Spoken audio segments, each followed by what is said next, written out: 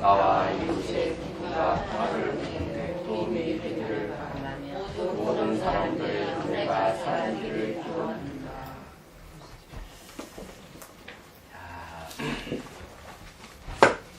공부하는 거 좋은 거예요. 시 한 수 읊어야 되겠어요.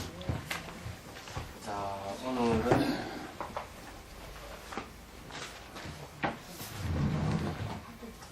오늘 이목 화두차네.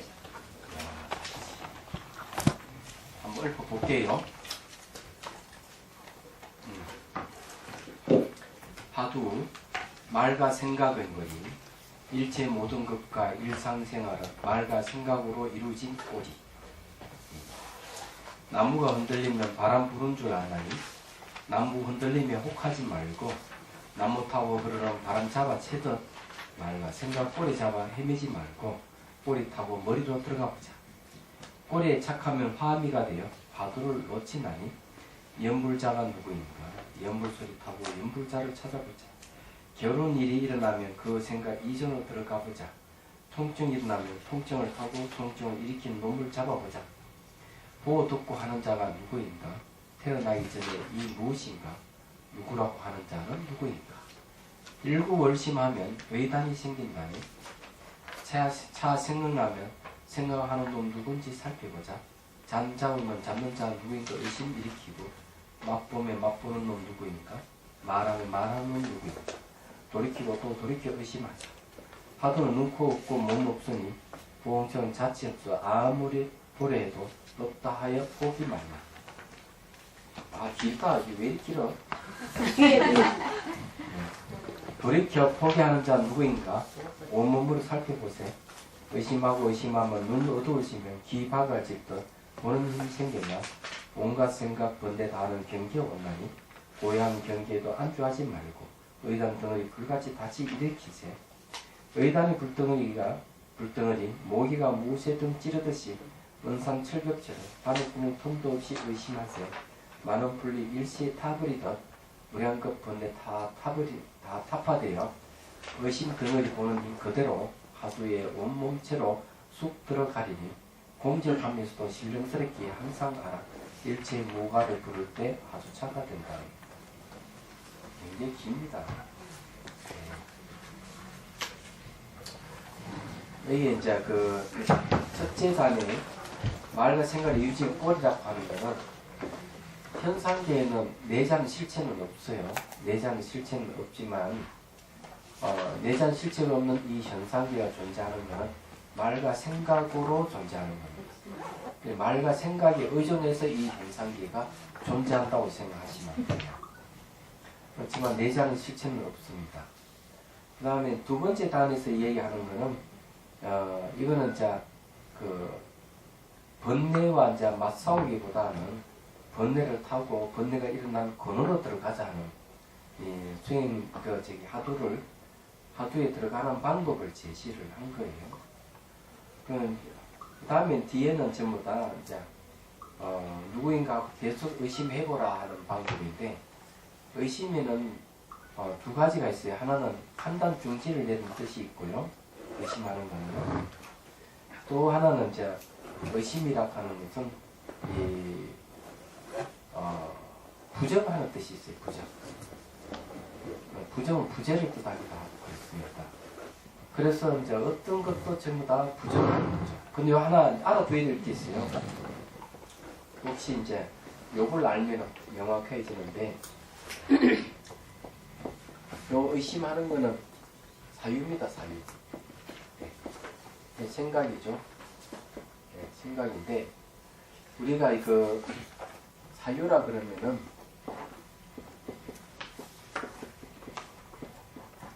사유는 두 가지가 있어요. 하나는 분석하는 사유가 있고 하나는 집중하는 사유가 있어요. 사유는 생각이잖아요. 이 생각하고 생각하는 거는 이 분석하는 게 있어요. 나같이 해체시키고 분석하지만은 그 한편으로는 겨냥하는 성격이 있어요. 집중한다거나 겨냥하는 걸 얘기해요. 겨냥. 이건 뭔가 하면은 그녀를 생각하다 할 때, 그 일을 생각한다 할 때 이 생각이 그 대상에 이렇게 딱 겨냥하고 있는 거죠. 특징적인 건 뭔가 하면 대상이 눈앞에 없는 것이 대해서 눈앞에 있는 걸 눈으로 보고 이렇게 집중하면 되는데 눈앞에 없는 것은 눈으로 확인이 안 돼요.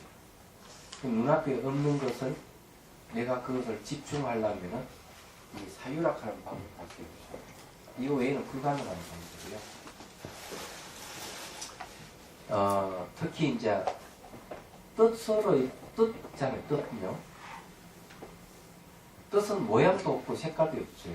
뜻이라 하는 거는. 뜻이라 하는 거는 모양도 없고 색깔이 없는데 모양도 없고 색깔이 없는 이 뜻을 캐치할 수 있는 것은 사유밖에 없어요. 얘기하자. 그 외에는 다른 방법을 찾을 수가 없습니다. 그럼 뜻이라 하는 것은 뭘 얘기하는 건 제1이 공할 때 첫 번째 가는 뜻을 공이라고 하잖아요. 또 제1이 제 이렇게 하듯이 궁극적인 걸 얘기합니다.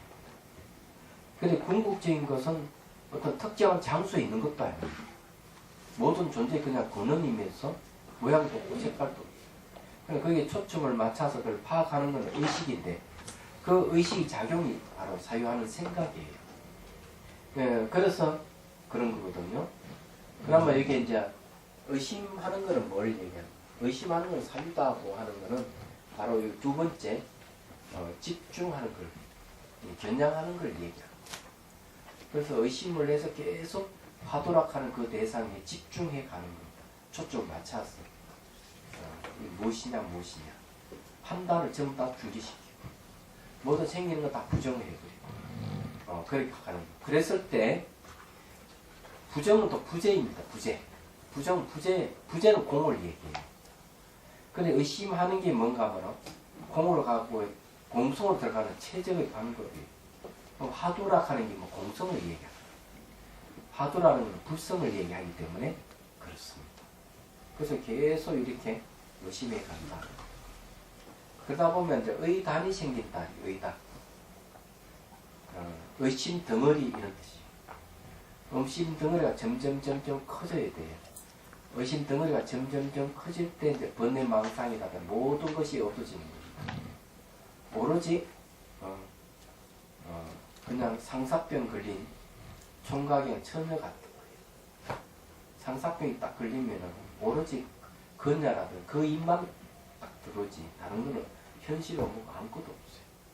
그래서 하도 들 때도 이 얘기를 합니다. 하도 들면은 자기가 가고 오고 하는 걸 잘 모른대요. 잠자는 것도 잊어버리고 먹는 것도 잊어버린다. 이렇게 얘기합니다. 그래서 의단이 생기면 딱 그렇기 때문에.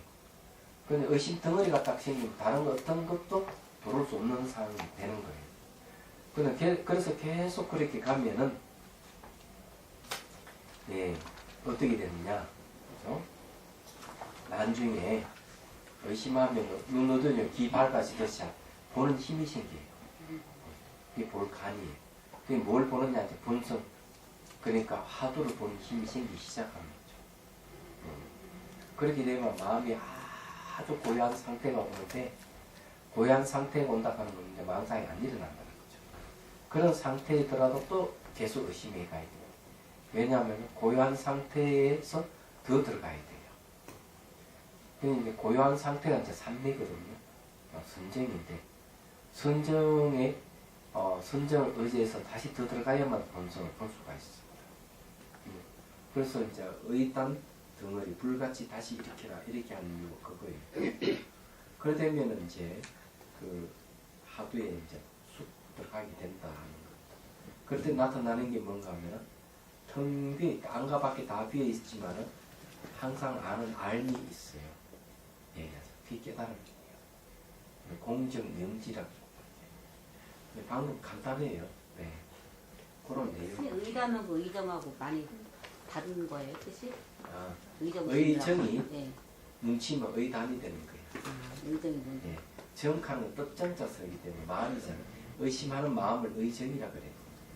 그럼 그것이 이제 계속 의심하면은 마치 덩어리지듯이 그 이제 그 뭉치가 되듯이 이렇게 덩어리지다. 의심하는 덩어리 생깁니다.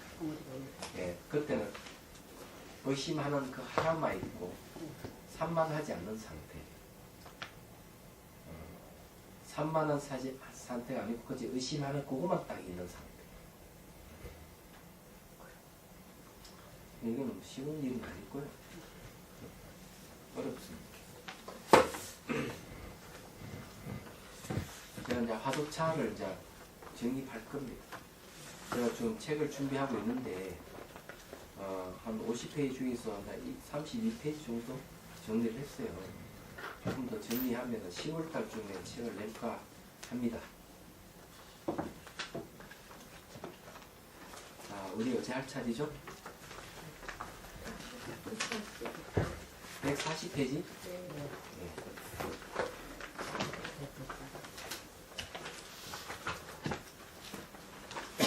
우리가 정념에 대한 공부를 했고 정념과 성법의 상응에 대해서 공부를 하고 있습니다.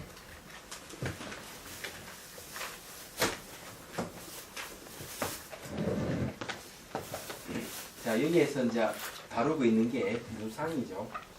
예, 무상.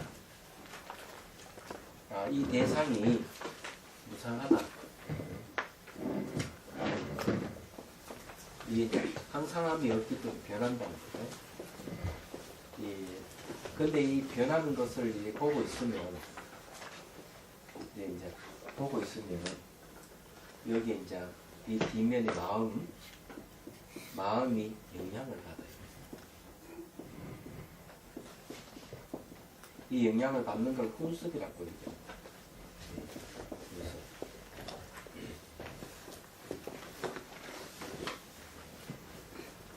그래서 무상이라 하는 법이거든요. 무상이라 하는 법을 접하게 되면은 무상에 대해서 무상하지 않는 마음이 이제 점점 더 허물어져 해체됩니다.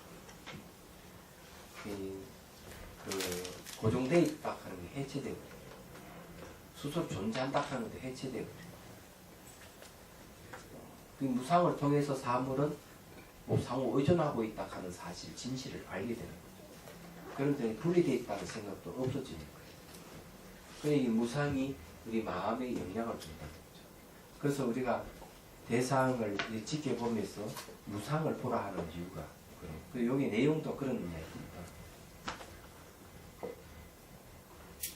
무상을 보게 되면은 내가 소유하려는 감정이 사라져요. 집착심이 없어집니다. 소유할 수 없다 하는 걸 알게 돼요. 변하니까. 마치 뭐 같은가 하면은 남녀가 사귀다가 한 사람이 변심하게 되면은 헤어지는 거 똑같은 거예요. 미워도 다시 한번 하면서 뚝뚝된 사고 나는 거죠. 그때는 뭐 칼부림도 나고 폭력이 행사되고 이러는 거죠. 이제 이런 문제가 이제 발생을 하는 겁니다. 그래서 읽어볼게요. 거기에 140페이지 중간에 그래서 하는 부분.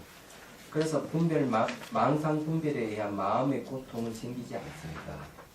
고통도 무상과 같기 때문에 고통에 대한 통찰도 같습니다. 뿐만 아니라 무상 속에는 무상을 자기 뜻대로 할 수 있는 주체로서의 자아도 찾을 수 없으며 또한 무상 속에 머물 수 있는 고정된 어떤 실체도 없어 공한 것이 저절로 드러납니다. 무상 그대로가 무하고 공이므로 마음도 그 영향은 무와 공이 됩니다. 여기 이제 고통에 대한 얘기인데 괴로움이라 하는 거는요. 기본적으로 이 괴로움은 항상하다고 생각하는 사람들에게는 이 괴로움이 절절히 올 거예요. 내가 소유하고자 했지만 소유할 수 없을 때 오는 그 괴로움 이런 말할 수가 없습니다. 그런 거거든요. 근데 그런 게 이제 왜 생기는가 하면은 그래서 저는 사람들에 대해 이제 생각을 좀 해봐요. 이 수행을 점검하다 보면은 생기는 건 잘 잡히거나 사라지는 걸 관찰을 안 하더라고요. 관찰 안 하는 게 관찰을 못 하더라고요. 근데 그 이유가 뭔가 하고 생각을 해보니까 사람들은 기본적으로는 생기는 건 좋아하고 사라지는 걸 싫어한다는 게 삶을 좋아하고 죽음을 싫어하는 것 같이. 그래서 명예라는 거라든지 재물이라든지 이 도로를 굉장히 좋아하고 나가는 거 싫어하는 거죠. 얘기하죠. 그런 습성이 있기 때문에 생기는 것은 잘 봐. 잘 보는데 사라지는 걸 못 보는 일이 벌어져. 이 무상의 특징은 사라지는 걸 잘 봐야 되는데 사라진 걸 볼 때 사라져 다시 돌아오지 않는다 하는 걸 딱 알 때 우리는 집착에서 벗어나기 시작을 해요. 아, 모든 게 그렇구나. 재산도 그렇고 명예도 그렇고 사람도 그렇다 하는 걸 알게 되는 거죠. 만일에 이걸 한번 생각해 보시. 자기가 가장 사랑하는 아들이 죽었다. 경제는 꼭꼭 외아들 죽음에 대한 얘기를 하죠. 예. 그러면 이 자식이 죽으면 부모는 자식을 가슴에 묻는다고 이렇게 얘기를 하죠. 하는데 이걸 어떻게 극복하느냐 하는 게 있어요. 그래서 거기에 보면은 히사코 타미라 하는 여인이 이제 그냥 석시 집안의 그냥 부처님 성실을 가진 석시죠. 그러다가 어느 이제 장자의 아들이 이제 시집을 가요. 부잣집 아들은 시집 가가지고 아들이 태어났는데 걸어 다니고 말할 때쯤 돼가 돌연히 죽어버려요. 얼마나 충격, 그 외아들, 어머니가 외아들 생각하던 하는 말이 있어요. 깜빡이지. 그러니까 찾아다니죠. 예. 찾아다니는데 의사, 종교, 수행자 아무래도 안 되는 거예요. 그 지나가던 부처님을 붙들고 하소연 하니까 부처님 하시는 말씀이 죽지 않는 집에 가서 겨자씨를 가져 얻어오는 거야. 예, 죽지 않는 집에. 이게 사라짐에 대한 가르침이에요. 그래서 한 사람 한 집 한 집 두드려가면서 물어보니까 안 죽는 집이 없는 거야. 그래서 죽는다 하는, 태어나면 반드시 죽는다 하는 사실을 알게 되면서 마음을 이제 다잡고 아이를 무덤으로 출가하는 얘기 나오는데 이게 굉장히 중요한 거예요. 근데 사람들은 이 죽음에 대해서 굉장히 면역력이 강해서 어떤지 모르지만 옆에 사람 죽는데도 한 며칠간은 가슴 벌렁벌렁 하다가 한 일주일 정도 되면 무덤덤해져. 참 그게 좀 안타깝다는 생각을 얘기하죠. 근데 이 기타 후삼에 대한 얘기가 이 지혜의 가르침인데 이제 엉뚱한 얘기. 중앙성가대학 제가 다닐 때 어디 자주 갔는가 하면 동대문 거기에 보면은 헌 책방들이 많아요. 그래 한 번씩 그래 혹시 좋은 불교 서적이 있는가 살펴보러 다니고 그때만 하더라 불교 서적이 굉장히 귀했습니다. 우리 공부할 때 별로 없었어요. 영인대에서 많이 나오는 거 있었다.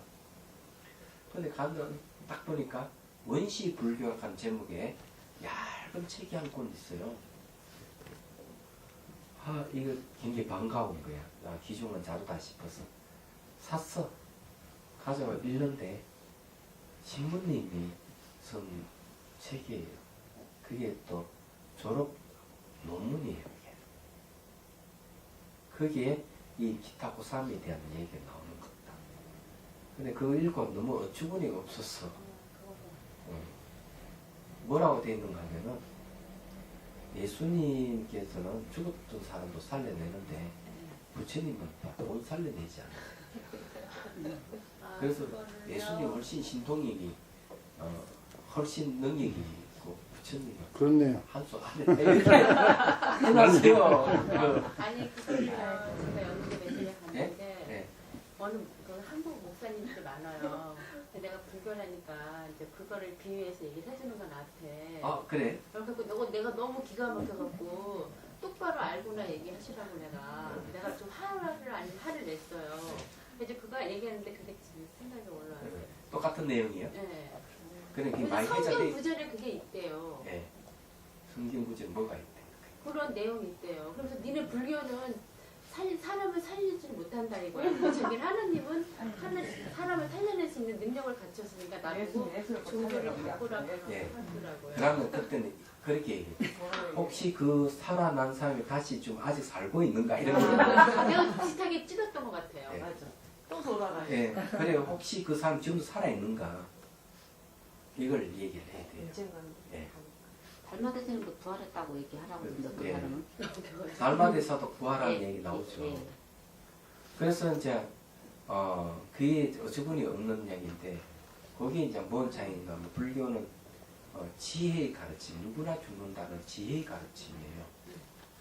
근데 기독교는 지혜의 가르침이 없습니다. 안 되는 얘기죠. 그래서 그런 얘기를 하는 거죠. 힘의 논리만 내세워서 하는 얘기예요. 옛날에 그렇고요. 뿐만 아니라 무상 속에는 이거 다 했죠.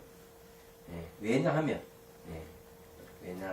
뭔가 마음이 어떤 현상과 색깔을 가지고 있거나 고정되어 있거나 자아로서 실체로서 인식되는 것이라면 대상으로 인정할 수 있지만 그렇지 않기 때문입니다.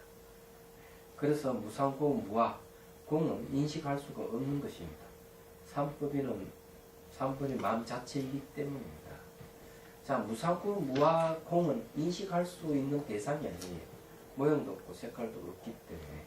근데 그 자체는 우리 마음 자체다. 이게 마음에도 두 종류가 있는데 이건 뭐 해시밀리에서 한 얘기인데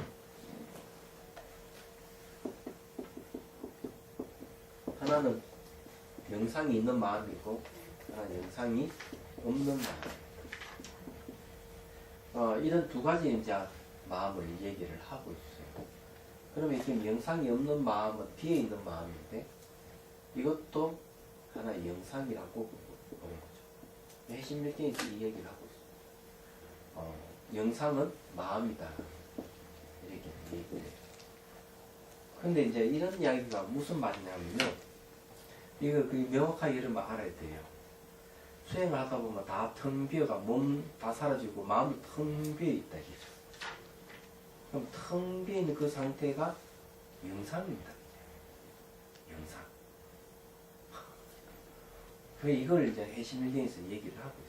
그 영상이라는 거.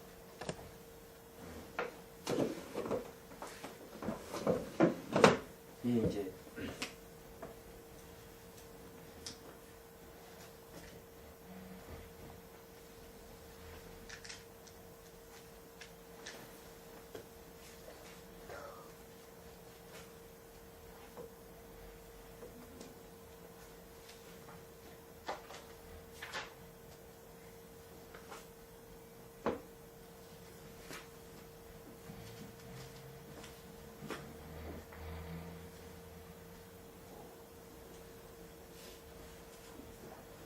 여기 이제 해시밀경 분별 유가품에 이렇게 딱 되어 있어요.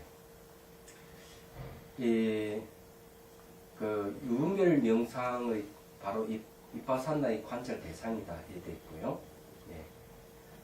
분별이 없는 무분별의 영상은 사마타의 관찰 대상이다 딱 이렇게 되어 있어요. 근데 이제 그 다음에 이제 뭐가 나오는가 하면요. 쭉 가다 보면요. 이런 얘기 나옵니다.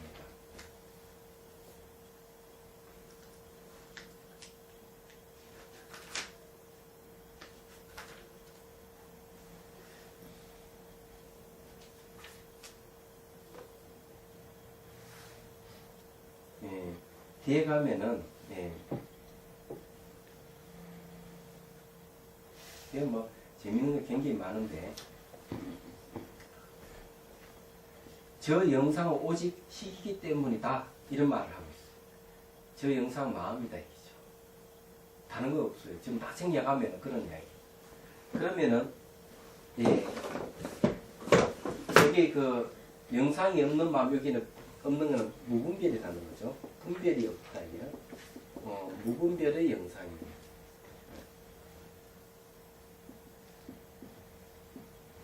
이거 좀 정확하게 하면은 무분별의 영상입니다.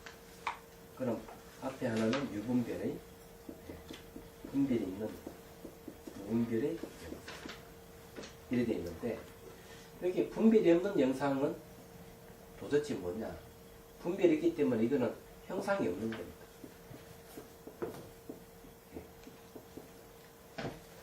그런데 그 영상이 뭐냐 이게 유분별, 무분별의 영상이 뭐냐 그러니까 영상은 마음이다 이래 됩니다.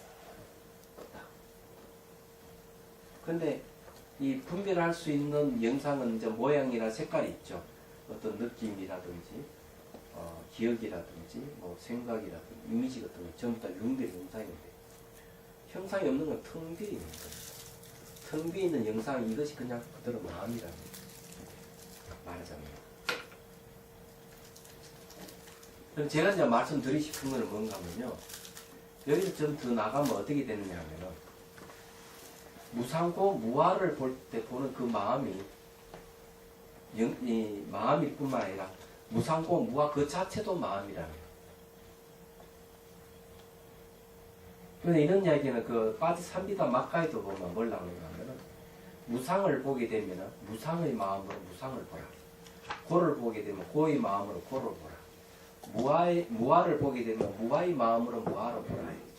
그렇게 되면은 무상, 무원, 곤, 이 삼해탈을 얻는다. 이렇게 돼 있어요.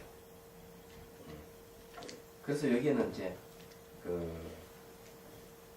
이 무상고, 무아공을 인식할 수 없는 것이다. 이 얘기를 한 거고요. 또 한번 이 자리는 주관, 객관이 없는 자리예요. 자, 그 다음에 봅시다. 자, 어렵죠? 말하자면 모든 존재의 본성인 삼법인을 보게 되면 마음은 즉각 반응을 보이면서 주객의 상태함을 벗어나 오롯이 한 마음으로 깨어나요. 오늘 그 사람이 오셨네. 웬일이야? 아무도 안 빠졌는데. 오셨다. 아, 예. 파이라 뭔가. 파이라. 옆에 있는 그 사람은 바쁜 일이 있다. 오셨다. 예. 자, 인식 대상이 사라지면 삼법인이 마음임을 알았기 때문입니다. 자, 인식 대상이 사라진다 하는 뭔가 하면은 대상이 무상으로 보면은 무상은 인식할 수가 없어요. 왜냐면 인식하는 순간 대상이 사라져버리니까. 자, 고도 무상이고 무아도 당연히 인식할 수가 없죠. 그래서 인식 대상이 사라지면 무상고 무아가 알고 보니까 내 마음이구나 이렇게 안다는 거죠. 그러면 육계행능대사는 본성에는 빠르고 느림이 없다고 했습니다. 그러나 삼법인을 보면서도 즉각 깨달음이 일어나지 않는 것은 마음을 구속하는 번뇌 망상의 종류가 다양하며 그 집착하는 힘의 강도도 각기 다르므로 깨달음이 빠르고 느림이 있게 되는 겁니다. 이를 행능스님께서는 사람에게 깨달음의 속도가 빠르고 느림이 있다고 하신 겁니다. 이 육주 단계에 다 나오는 얘기죠. 그러므로 초승달이 보름달 때도 서서히 깨달음이 이루어지기도 하며 즉각 깨닫고도 번뇌망상과 습이 서서히 녹아지기도 합니다. 그래서 능경에는 절대 평등의 본체에는 단박에 깨침이라 깨달음을 타고 모든 소멸되지만 참여 현상의 파도 같은 번뇌는 즉각 해결되지 않고 사료로 소멸되는 것이다 하고 하는 것입니다. 이거는 얼음에 비유되기도 해요. 얼음은 즉각 녹진 않아요. 햇빛이 비쳐도 서서히 녹아요. 그래서 번뇌라 하는 게 내가 깨달음 얻었다 하니까 번뇌가 한번 쫙 제거되지 않는다는 얘기죠. 그래서 놀라운 거는 얼음이 녹기 전에 햇빛이나 얼음이 녹고 난 다음에 햇빛이 똑같은 햇빛이라는 얘기. 깨달음도 그거 같다는 얘기. 얘기하는 거.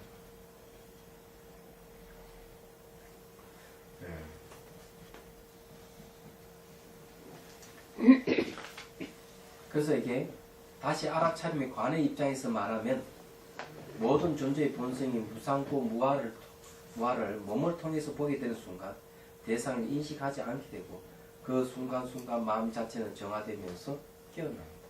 그 현상으로 감지하는 생각들을 객관적으로 볼 수 있고 마음의 움직임이 있고 신체 움직임으로 나타나는 발견하게 되고 번뇌 망상이 저쪽으로 제거되어 감으로써 모든 곳에서 벗어날 수 있게 됩니다. 자, 여기에서 이제 하나 더 말씀드리죠. 예. 제가 한번 물어볼게요. 우리 눈이 자기 눈을 볼 수 있을까요? 아니요. 거울로 보는 맞아. 마음으로 봐요. 네. 힘만으로. 마음이 마음을 인식을 못해요. 근데 마음이 마음을 인식하고 있다면 아직 본성자리 못 들어가는 거예요. 근데 어떻게 볼 수는 있어요. 마음이 마음을 보는 순간 그 인식되는 마음이 없어지는 경우가 있어요. 그때는 마음이 마음을 보기 때문에 인식 대상 인식되는 마음이 없는 거예요.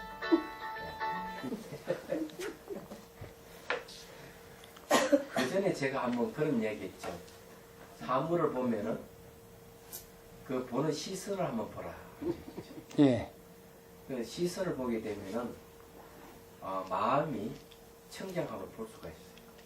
얘기하자. 정말이에요. 그 보는 사람 없더라고요 아직까지. 그 뜻도 사실 뜻도 아니를 알겠지만 저도 모르겠습니다. 시선을 본다는 뜻, 그 자체 뜻, 시선을 본다. 예, 시선. 내가 딱 보고 있으면 보는 시선을 딱 보라.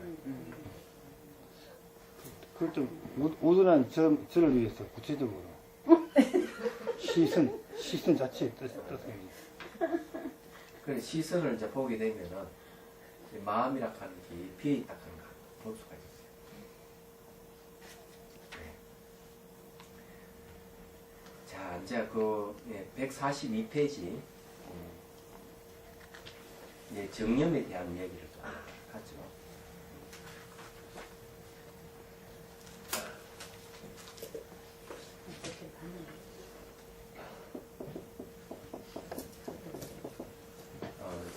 정념이 있는 거하고 없는 거하고 어떤 차이가 있느냐 하는 거예요.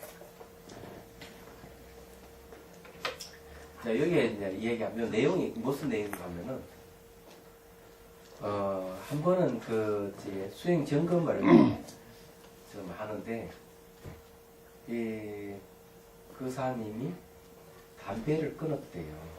담배를. 그래서 담배를 끊은 얘기를 한번 들어보게 됐습니다. 담배를 어떻게 해서 끊었느냐 이렇게 이제 하니까 그전에는 담배를 끊으라고 좀 노력했는데 못 끊었답니다. 끊으면 금단 현상이 생겨요. 손이 이렇게 떨리고 이래서 또 담배를 피우게 되고. 손 떨리는 네. 그러다가 이제 수행을 하면서 담배를 끊게 됐다. 그래서 자기가 이제 수행을 하면서 어느 순간 의도가 보이기 시작해요. 의도. 이 정념 관찰의 효과죠. 의도가 보인다. 의도. 어떤 의도가 보인가 하면은 담배 피우고자 하는 의도가 탁 생기더라고요. 의도가 탁 생기는 순간 자신도 모르게 그 의도에 따른 행위가 일어나. 담배를 잡고 빼서 불을 붙이는 거예요. 예. 불을 붙이는데 의도가 사라져 버리는 거예요. 딱 사라지고 손이 탁 멈춰져요. 예. 그전에는 그런 의도를 발견하지 못하기 때문에 피우고자 하는 욕구가 일어나면 그냥 피웠는데 그걸 자기가 의도가 보이고 의도가 딱 사라지는 순간 손도 같이 딱 멈추게 되더라고요. 그래서 담배를 끊었다. 끊는 거 쉬운데. 저도 끊는 거. 네? 저도 끊는 거. 그래, 쉬운 사람이지만 쉽지 않은 사람. 저도 고쳐 있는데. 올해 몇 년 만에 그 난방에. 그래서 이제 여기에 담배를 그 피우고자 하는 욕구를 발견하지 못하면은 담배를 끊지를 못합니다. 예. 근데 그 욕구가 딱 보면 욕구가 변한다. 담배 피우고자 하는 욕구나 그 의도가 변하는 걸 딱 보는 순간 담배를 끊을 수가 있는 거죠. 이런 내용이 그런 이야기입니다. 그 제일 밑에 줄, 네 번째 줄. 무상을 본다는 것은 그 대상에 따라가지 않고 대상을 감정, 생각으로 채택하지 않는다는 것입니다. 자비선사 선방 짓기 전에 위에 그 농마에서 수행을 했어요.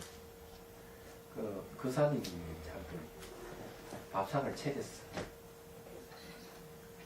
그래가지고 이제 그 내 방인 쪽으로 이제 가져 탁 오는데 천막을 딱 이렇게 쳐놔 있잖아요. 천막 치는데 줄이 탁 걸린 거야. 딱 걸리니까 와르르 하고 쏟아진 거야. 균형이 잃어가지고 당황하는. 그래서 제가 지나가면서 한마디, 그게 무상입니다. 그러니까 아 그렇습니까 하던 표정이 싹 원상태로 돌아오는 당황하던 표정이. 근데 만일 내버려 뒀으면 어떻게 될까? 계속 당하면 창피하고. 네? 창피하고 미안하고. 창피하면 그거 있으면 끝날까? 집에 가게 돼. 예. 에이, 재수없어. 이거, 이 자비수 가는 건 나하고 인연이 없는가 봐. 의미부여. 예. 의미부여하는 거죠. 그러면, 다시 나오는 거예요, 그러면. 무슨 말인지 이해가 되시죠? 근데 그게 무상일 딱 알면은, 어때요? 내가 이걸 실수해서 쏟아버렸다 하는 생각이 사라지는 거예요. 예. 의미부여하는 게 보통 저도 그렇고 습관적으로 사람들이 어떤 사물이 많이 하는 것들이 자기 생각을 덧붙이는 거예요. 뭐 그릇 깨졌다. 오늘 재수없네. 예? 그렇죠. 예. 그런다니까요. 일반적으로 습관적으로 예. 근데 그 교사님이 글을 썼어요. 수행 일기를 적어서 냈는데, 이건 책 낼 때 그 내용이 나올 거예요. 이 무상을 본다는 게 대단한 거예요, 이게. 얘기 같으면. 그 다음 143페이지를 보십시오. 정념은 현상이 모두 환상임을 알아차리지만 이 정념 또한 환입니다. 왜냐하면 번뇌망상의 영향을 받으면 정념은 사라지고 분별심이 생기면서 정념은 항상 하지 않기 때문에 이게 뭔가 번뇌망상의 힘이 강하면 알아차리면 안 된다는 거예요. 그러나 정념이 번뇌망상의 영향을 받지 않는 순간에는 모든 존재의 본질이 공성을 체득하게 됩니다. 이 순간 정념 공성과 상응하여 반야지혜로 바뀌게 됩니다. 이때는 공성을 보면 바로 정념이 지혜로 바뀌게 되는 겁니다. 내용은 이제 그런 얘기예요. 자, 이 자비순과 정념의 상호 작용을 이제 하는 건데, 이거는 어디로 가는가? 114페이지 넘어가십시오. 자, 자비순이 정념을 전환되기도 한다. 변환 과정을 이제 설명해 놨어요. 자, 제가 이걸 왜 이런 걸 적었는가 하면은, 저도 수행을 했기 때문에, 이런 걸 제가 적을 수 있어요. 지금 적으라 그러면 게을러가 안 적겠죠. 자, 때로는 자비손의 정념으로 전환되기도 합니다. 그 변환 과정은 자비손의 형상, 이미지를 만드는 것. 두 번째는 무형의 자비손, 즉 객관에 대한 의식의 움직임. 세 번째는 객관에 대한 의식의 움직임을 시선의 움직임으로 전환. 예. 제일 처음에 이 형사만들이 스탄다가 나중에 보는 시선으로 전환을 할 수가 있어요. 그 다음 객관에 대한 의식의 그 다음에 시선의 움직임이 시선이 부동으로 전환될 때 전환된 이때는 부분을 인식하는 마음장이 사라집. 이는 삼법인을 본물 쓰이게 됩니다. 이건 무슨 말인가 하면 이 그냥 관찰만 계속 하는 거죠. 몸이 일어나는 현상을 이래저래 관찰하다가 무상을 딱 보게 되면 의식이 전체 의식으로 바뀝니다. 부분 보는 것이. 이거는 무슨 말이냐면요. 무상이라 하는 건 모든 존재에 적용될 수 있는 모습이기 때문에. 그래서 이런 게 있죠.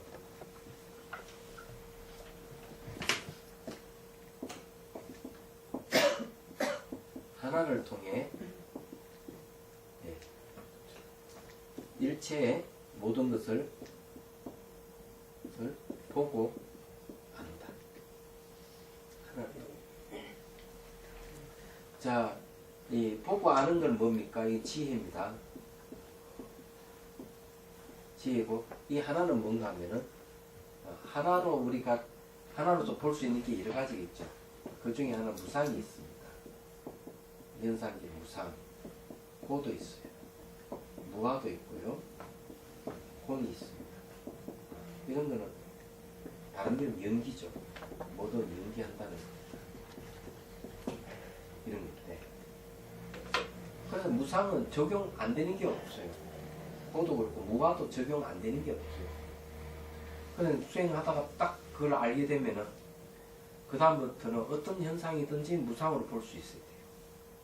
무상을 제대로 보면은 모든 현상 무상으로 볼 수 있어요. 근데 그게 좀 시간이 걸려요. 얘기하자면. 고도 그렇고 무아도 그렇고 공도 그렇고. 근데 하나를 통해 모든 걸 다 보고 알 수 있는 게 이게 아주 중요합니다. 그럼 영화 미술도 같은 영화 네. 다 가능. 하나로서 다 통해. 연기를 보셨기 때문에 모든 걸 연기로 다 볼 수 있고, 예, 연기로 모든 걸 무상으로 설명할 수 있고, 모든 걸 고로 설명할 수 있고, 모든 걸 무화로 다 설명이 가능해요. 이 현상이 천차만별이지만은 천차만별의 이 세계를 무상 하나로 다 관통되는, 무화로도 공으로도 관통할 수 있어요. 그렇게 의식이 전체 의식을 깨어난다는 거. 다른 게 아니에요. 그럴 때 이제 마음이 뭔가 하면은 움직임이 멈춰지는 거예요. 네. 그래서 부동의 시선의 삼법인을 본물해서 전체 의식으로 전환. 여섯 번 전체 의식으로 전환되면서 의식 자체가 삼법인이 돼. 그 다음 일곱 번째, 삼법인의 마음을 보게 되면 삼매와 지혜가 동시에 발생하여 무상, 무원, 공의 삼해탈문이 됩니다. 사실은 이렇게 자세히 적었지만은 실제 수행에서는 이런 과정을 여러분 캐치를 못하는 게 되거든요. 안 됩니다. 선생님, 그러면 부동의 시선이라는 거는 보고 있는 그 마음을 아는 그 번뇌가 안 거울 일, 같은 거울 같은 예, 거울 같은 마음. 번뇌가 안 일어나는 거죠. 거울이라고 하는 거는 원효 스님께서 얘기를 하신들 하면 거울 속에 있는 영상은 가고 오미 없다. 안으로 나갔거나 들어오는 게 없다. 실체가 없기 때문에 머물지 않는다는 거. 거울을 이렇게 비추면 거울에 비친 영상은 실체가 없어요. 머물지 않아요. 그게 특징적인 거. 그 거울을 대비추기만 하지만은 그런 성질이 있어요. 그래서 이런 걸 뭐라고 하느냐, 머물지 않는 기억이라고. 대상은 충분히 잘 알긴 아는데 그 대상이 마음에 머물지 않는 거예요. 머물지 않는 기억. 그걸 지혜라고 해요. 그건 지혜가 필요한 거예요. 얘가. 그럼 자비경선에서 무분별의 거울 이 5번 같은 경우에 부동의 시선의 삼법이 들어오고요. 그 자비경선에서 왜 그 무분별의 거울을 보다 나중에 공의 거울로 가잖아요.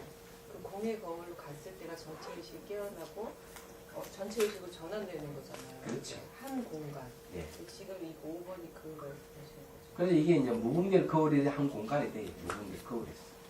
그거랑 같은 내용. 그래, 같은 거예요.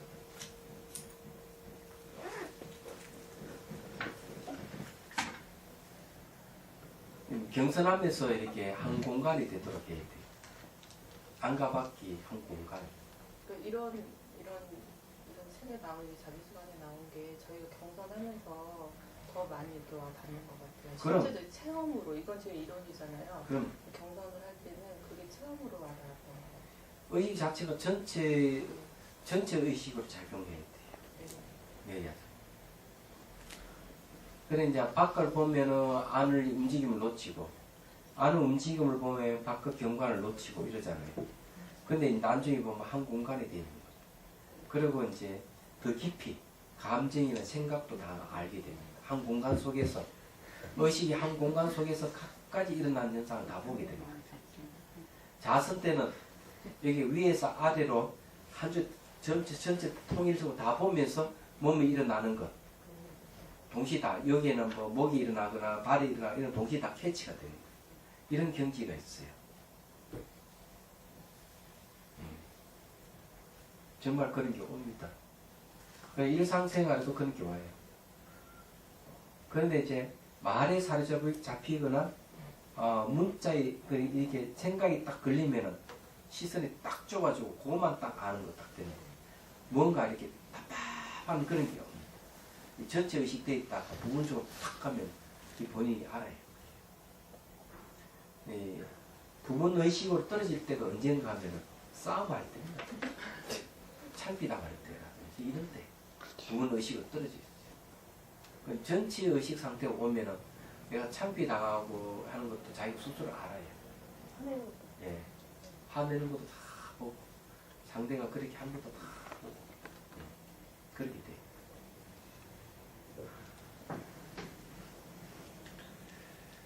근데 이게 어쨌든 자비손을 탁 쌓아놓으면 이게 아주 뭐랄까 생생하게 와야 돼. 생생하게 느낌이 와야 돼. 그 마지막에 한번 읽고 우리 합시다. 145페이지 보십시오.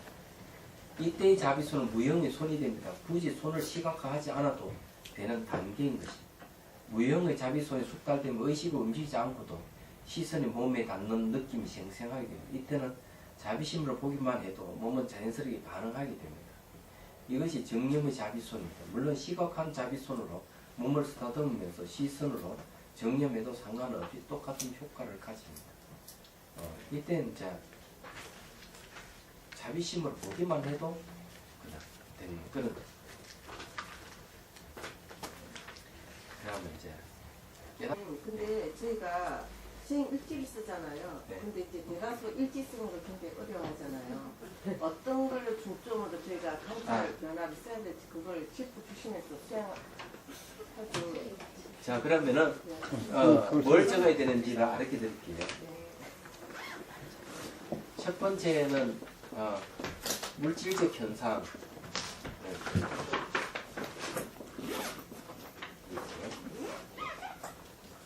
두 번째는 정신적 현상입니다.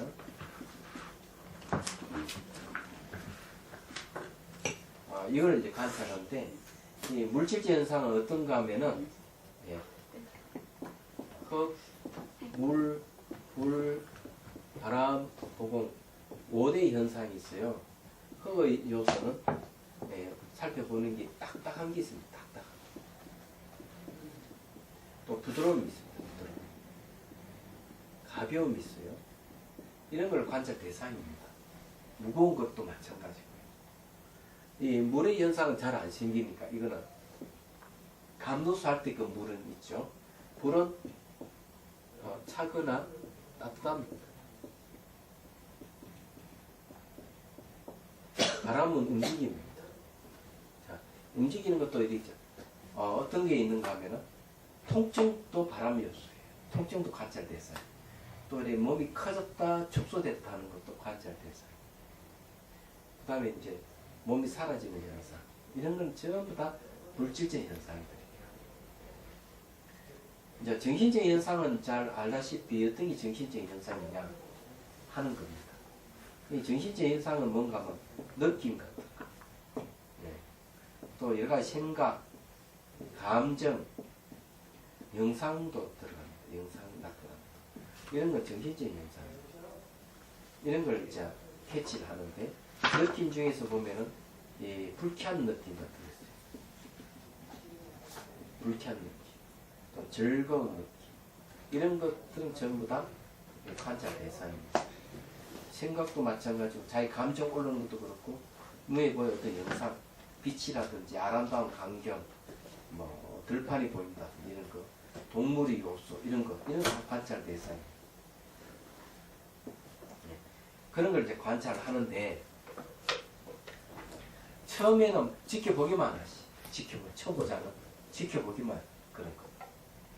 지켜보다 보면 어느 순간 이제 이 움직이는 걸 보기 시작합니다. 이 물질 현상, 뭐 이 물질 현상부터 보입니다. 정신 현상은 잘 안 보여요. 그러다가 이제 지나면 이제 정신 현상도 보게 돼요. 예, 정신 현상 중에서 그 생각의 어떤 그 속성 같은 거, 예, 생각의 속성 이런 것도 보여요. 그럼 생각의 속성은 어떤 게 있는가 하면은 연쇄 반응을 일으키는 거. 이런 것도 관찰 대상입니다. 그리고 이것과 저것을 조합하는 것. 다른 업이죠. 이런 것도 나중에 보게 되면 처음은 안 됩니다만 자꾸 그래 가야 돼요. 그러면서 이제 저게 어떻게 바뀌어가는 무상고, 무가, 삼법인으로 관찰하게 됩니다. 물질적 현상도 보고 정신현상. 사람들은 그런 게 막 번뇌망상이 일어나서 집중이 안 됩니다. 이런 분이 있는데 번뇌망상이 관찰 대상입니다. 그게 뭔가 하면 느낌, 생각, 감정, 영상 그에 속하는 겁니다. 그러니까 이제 어떤 그 경향성 같은 거 이런 걸 잘 관찰해야 돼요. 생각도 어떤 경향성이 있고 물질 현상도 어떤 경향성이 있어요.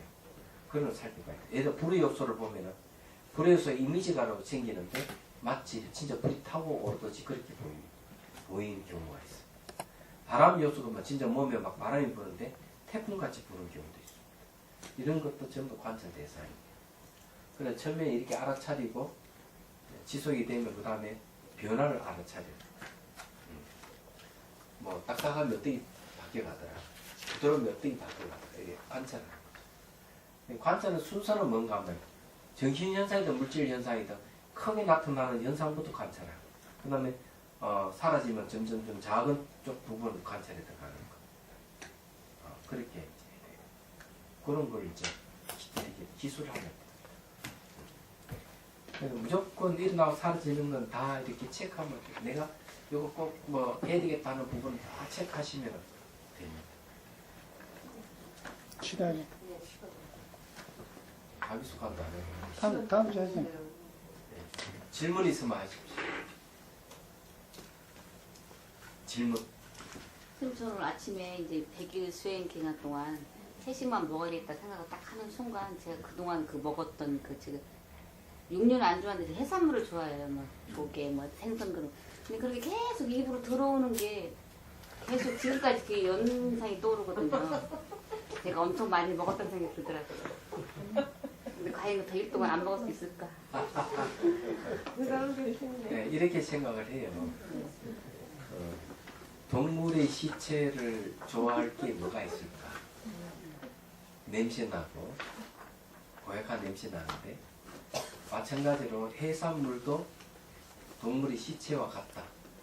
이렇게 생각하고 시체를 먹어서 되겠느냐 이런 생각하면 우선 혐오감이 일어나가지고 그런 게 많이 방비가 되고 두 번째는 연민심을 이렇게 다 중생들을 내가 이 중생 나의 몸을 건강하기 위해서 중생들의 생명을 먹어서 되겠느냐 이렇게 자각을 하고 하면 훨씬 줄어. 그런 순간 내 입이 그동안 살인의 입이었다 이 생각이 들어요. 살인의 입뿐만 아니고 예. 장례식장입니다. 맞아요. 장례식장. 계속 지금도 떠올라본 건 전설하에서 계속 생선이 막 들어오는 거 입으로. 그럼 부엌은 그러니까 그게 나가야 되는데 왜 들어와요? 그게 뭐냐 하면은 고쳐지고 그 이제 수행 중에 나타나는 거지 이제. 네. 그게 바로 업의 표상이라고 해요. 근데 나가야 되는 거 아니에요? 누구누구에 나갔다는데 맨날 들어오냐고. 부산에 있는 고사는 네. 저기 파토를 5년 이상 쳤거든. 자기수관의 몸이 하루 종일 막 쏟아져 나왔는데 나와가지고 이게 떨어져 나가면 좋은데 쏟아 나가 다시 몸에 착착 달라붙는 거예요. 그거 똑같은 거거든. 이게 업의 표상이에요. 자기 좋아하니까. 나가야 되는데 들어와. 네.